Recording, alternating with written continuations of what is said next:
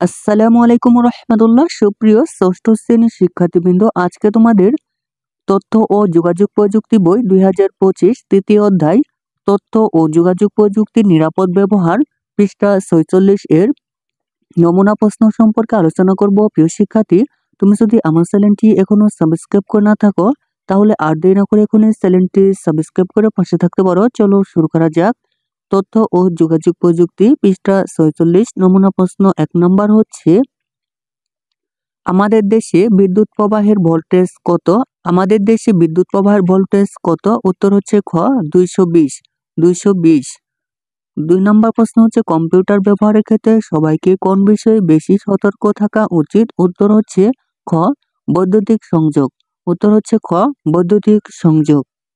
3 নম্বর প্রশ্ন হচ্ছে, CRT monitor পরিষ্কার করার জন্য প্রথমে কি ব্যবহার করা উচিত? উত্তর হচ্ছে ক নরম সুতি কাপড়।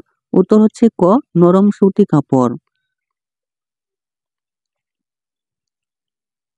4 নম্বর প্রশ্ন হচ্ছে, আইসিটি যন্ত্রপাতির নিরাপদ ব্যবহার বলতে বোঝায়? উত্তর হচ্ছে 4 এর ঘ 1 2 3। 1 নম্বর হচ্ছে আইসিটি যন্ত্রপাতির রক্ষণাবেক্ষণ।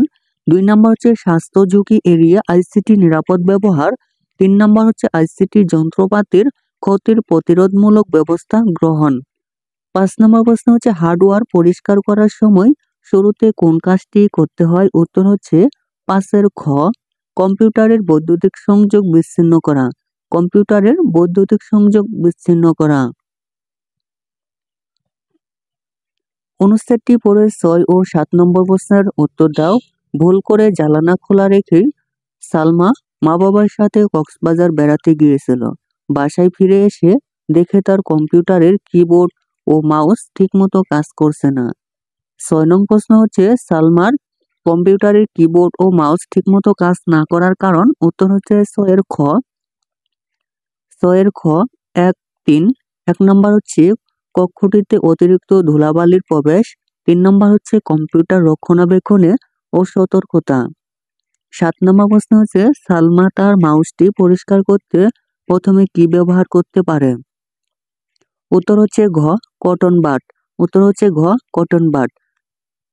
প্রিয় শিক্ষার্থী, এই ছিল তোমাদের তৃতীয় অধ্যায় তথ্য ও যোগাযোগ প্রযুক্তির বইয়ের পৃষ্ঠা 46 এর বহু নির্বাচনী প্রশ্নের উত্তর। প্রিয় শিক্ষার্থী, ধারাবাহিকভাবে অন্যান্য বই নমুনা উত্তর পেতে চ্যানেলটি এখনই সাবস্ক্রাইব করে রাখতে পারো।